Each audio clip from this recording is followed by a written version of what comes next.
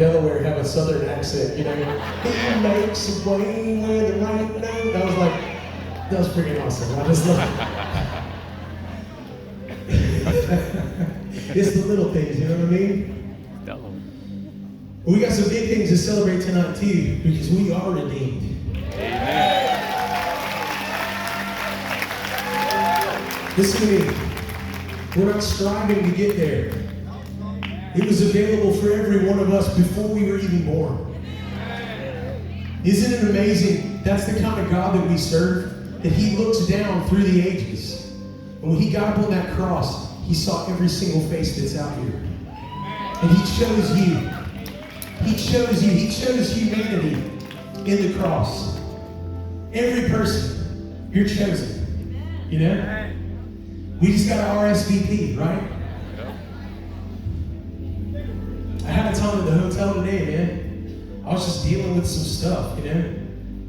And I sat with the Lord. I've been sharing this message about chosen every night, you know? And I'm like, God, thank you for choosing me. And then it's our turn. I choose you back, God. I choose you. I say yes to you. I say yes to you praying for me. God, please help me to walk with you. You know? Because we've been afforded so much. We've been afforded a brand new life. You know, and I gotta tell you, I don't do a very good job of like living out that life sometimes. And just really embracing what it is that the Lord has me. Can you relate to that? Yeah. But that's not because it's not available to every single one of us. We've been chosen. Come on, guys. Dude, everybody wants to be chosen. You know? Because the opposite of that is no good. Rejection is no good. We deal with rejection in this life, right? It leaves a mark on us, man. You know, that's kind of like being the fat kid in school waiting in the dodgeball teams, you know? Last one picked because you're too good of a target, man, you know?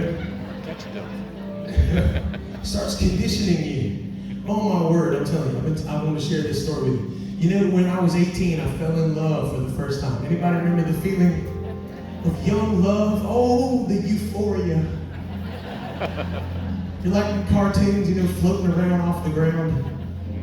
Oh my gosh, I was telling, the first time I fell was this young lady I was playing music with. It was like an 18-year-old. Finally got up the guts to tell her how I feel, you know. We were going out and told all my friends and all my family, and they just couldn't shut me up about her, you know what I mean? I'm just telling them, wearing them out. Finally, we played close enough, she got to come and meet all my friends and family. Oh, and they loved her. It was just, I'm telling you, that took it to a whole nother level then, you know? And so then we were going to go get to meet all of her family and friends, and I thought it was going to go just as good as it had with my people. Do you sense the trouble on the horizon? You know? We got there, and she hadn't told anybody about me. This had been like some months, you know what I mean? That's when I had a very terrible feeling. There are good surprises, and there are bad surprises. It felt like the information for them was a bad surprise. One night, her parents sent her out with this book.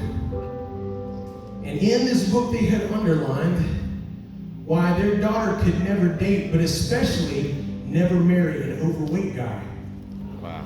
And that was how she broke it off with me. That was the end of it. There was no other explanation. I just don't like the way your nose is or anything. You know what I mean? So that was the end. And man, rejection left a deep, deep mark on me, you know? So anytime I would find another young lady attractive or whatever, I would never ask her out. Because you only need your heart broke once. You only need that rejection once to learn how to tiptoe, right? So flash forward to when Big Daddy Weave is beginning, got a few years under our belt, we start getting phone calls from record companies. They want us to sign a record deal and all that kind of stuff. We're scared of all that business stuff. We finally found one that we wanted to go and investigate. They invited us to come and meet them on the 9/11. Wow. So that morning, we watched the Twin Towers happen. We felt what settled over our country, and then we made the drive. My brother Jay and I, who plays bass for Big Daddy Weave normally. We got to Nashville, went to the Green Hills Grill to meet with Fervent Records. Man, when I walked into Green Hills Grill, I saw Michael W. Smith walk by and I almost passed out, man. You know, I was like, you know, he really is one of America's 50 most beautiful people or whatever, you know, Then I went to the table where the record label was waiting, and I saw the prettiest girl I had ever seen. So I instantly knew I did not have a shot with her, you know what I'm saying? See, because when you're wounded, the wound that you take on has a message, and the message is it's telling you something about yourself. It becomes like a prescription that you're seeing everything in life through. And so I knew I was out there, right?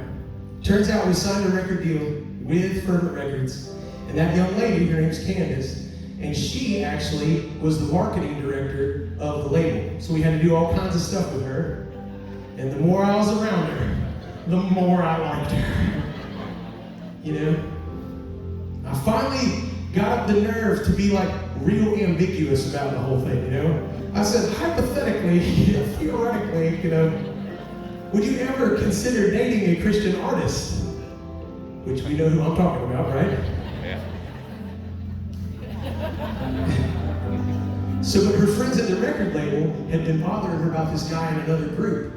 Saying like, oh, you should go out with him, and he's blah, blah, blah. And they're just wearing her out about it. She thought I had been put up to this by them about this other dude. And so when I said, would you ever date a Christian artist? She said, no, I would never date a Christian artist. I was saying, would you date me? She was answering, I will not date this dude named Chuck. You know what I'm saying? Communication had not occurred. But because of that happy accident, I could just relax and be me, because that whole thing was off the table. So she got to know the real me. And we became awesome friends.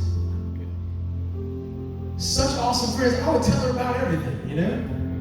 I'll tell her about how I was pouring all this time and money and effort into trying to get this other girl to date me, and how it was not working out. One day, my good friend Candace called me up and she said, you know what? I am really glad it's not working out with that other girl. And I was like, that's a very mean thing to say.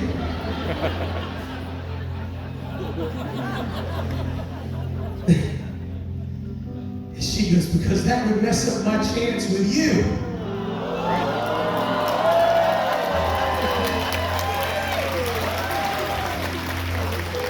Have you ever seen the part in Rocky where he runs up the stairs?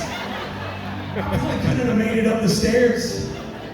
But that's how I felt on the inside. The prettiest girl I had ever seen picked me. She chose me. There was about a 2-week window of opportunity in Nashville when overweight, balding worship leaders were like, Ian, I closed that deal quick, fast, and in a hurry, and we've been married 16 years, and we have 3 kids. And the prettiest girl I've ever seen is still choosing me, and I'm choosing her. It's pretty much one of the greatest things that ever happened in my life. Still to this day. I miss her tonight. But I come here and I use that story to share with you. You have been chosen by the one who matters more than anyone else in the entire universe. And it's not because you have it together. It's not because you've got it all right. You know what I mean? It's because he has got it all right on our behalf. And he loves us so greatly that he made a way for us. Amen? Amen. I'll tell you. And I love what we do, because when we get to travel, we get to share that we're chosen. And those of us who have RSVP are the family of God. We're part of the family of God. Amen? So even though I'm looking you in the face and I may not know you personally, when you receive Jesus, you're my brother and you're my sister. Amen?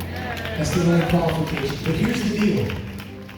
As brothers and sisters in Jesus, as the family of God, we've been left on this planet with a purpose. Amen. And that is to communicate the fact that we are chosen to the entire world. Amen? I want to invite you into something. Check out this video time.